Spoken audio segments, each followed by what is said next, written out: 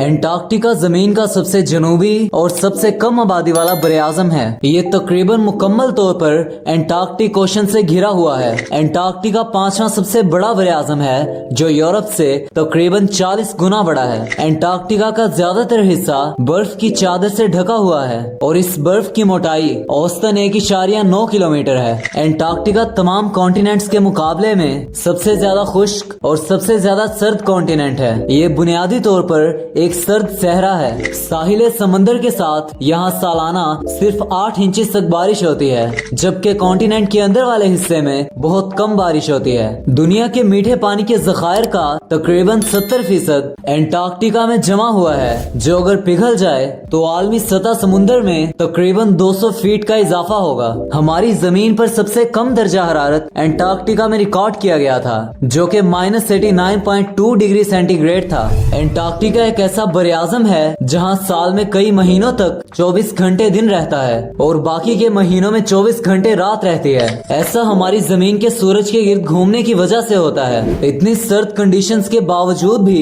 Antarctica में जानवरों की कई नस्लें रहती हैं, जिनमें पेंगुइन्स, सील्स, वेल्स, सी बर्ड्स और कई और जानवर भी शामिल हैं। इनमें सबसे पहले आता है एम्परर पेंगुइन।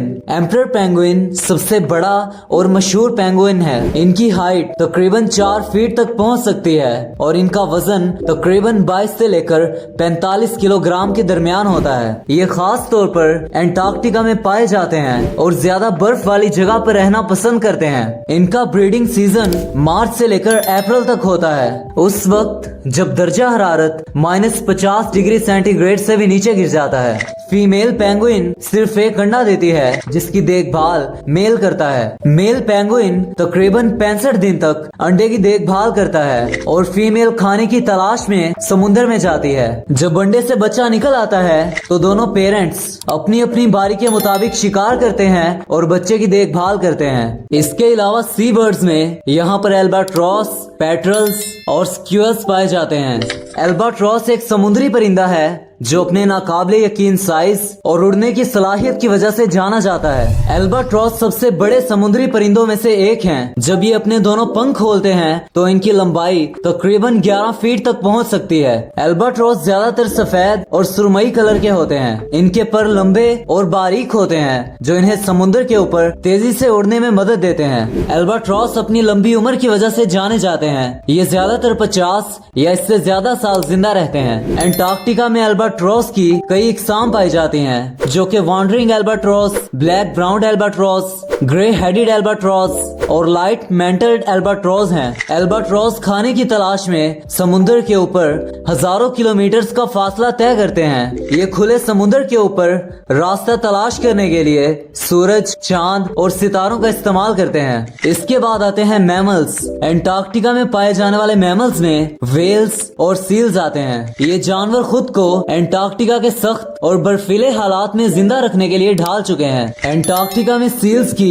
कई नस्लें पाई जाती हैं, जो कि वेडल सील, लेपर्ड सील, क्रैबिटर सील और रोज सील हैं। एंटार्क्टिका के साउथ में सील्स की सबसे बड़ी किस्म पाई जाती है, जो कि एलिफेंट सील है। एलिफेंट सील्स की हाइट तकरीबन 20 फीट तक पहुंच सकती है, जबकि एंटार्क्टिका में पाई जाने वाली सील्स की दूसरी किस्मों की हाइट 8 से लेकर 15 फीट के दरमियान होती है। एंटार्क्टिका के आसपास का समुद्र, खास तौर पर समुद्र का जनूबी हिस्सा, वेल्स की बहुत सी स्पीशीज का घर है। ये वेल्स भी खुद को इस ठंडे माहौल में रहने के लिए ढाल चुके हैं। एंटार्क्टिका में पाई जाने वाली वेल्स की कुछ मशहूर इकसाम blue whale, humpback whale, minke whale और ओरका किलर वेल्स हैं। ब्लू वेल हमारी दुनिया का सबसे बड़ा जानवर है, जिसकी लंबाई 98 फीट तक पहुंच सकती है। ब्लू वेल एंटार्क्टिक ओशन के अलावा दुनिया के दूसरे ओशंस में भी पाई जाती है और एक अंदाजे के मुताबिक ये एक दिन में तकरीबन 4 टन तक खाना खाती हैं। इनका मुंह इतना बड़ा होता है कि एक वक्त में ये अपने मुंह में तकरीबन 90 मैट्रिक टन तक पानी रख सकती हैं।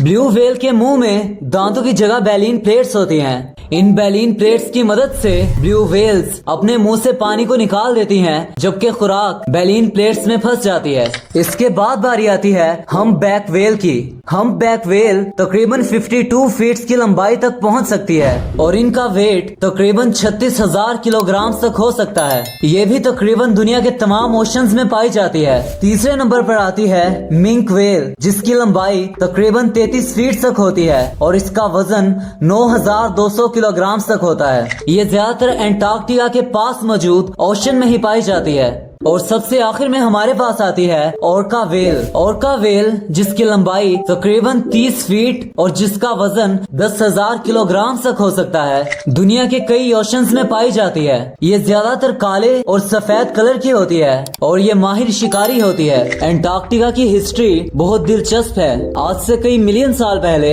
एंटार्क्टिका पर ये बर्फ मौजूद नहीं थी। आज से तकरीबन 500 साल पहले हमारी जमीन पर एक सुपर कॉन्टिनेंट मौजूद था। इस सुपर कॉन्टिनेंट में मौजूदा south America, Africa, India, Australia और एंटार्क्टिका शामिल थे। आज से तकरीबन 300 से 500 मिलियन साल पहले पैलियोजोइक और मेसोजोइक एराज में एंटार्क्टिका की आबो हवा काफी गर्म थी। ये जंगलात से ढका हुआ था और इसमें काफी सारे जानवर भी रहते थे। लेकिन तकरीबन 180 मिलियन साल पहले सुपर कॉन्टिनेंट गोंडवाना टूटकर अलग होना शुरू हो गया। लाखों सालों में एंटार्क्टिका दूसरे जमीनी इलाकों से अलग होकर साउथ पोल की तरफ चला गया और आज से तकरीबन 34 मिलियन साल पहले एंटार्क्टिका की आबो हवा में नुमाया तब्दीली आई, जिसके नतीजे में वसी पैमाने पर बर्फ की चादरें बनी। इस वक्त एंटार्क्टिका पर मौजूद बर्फ की चादरें तकरीबन 14 मिलियन साल से ज्यादा पुरानी हैं। एंटार्क्टिका को पहली दफा 1820 में देखा गया था। इसके बाद 1821 जॉन डेविस, जो कि एक अमेरिकन सीलर थे, उन्होंने पहली दफा इस बरे आज़म पर कदम रखा।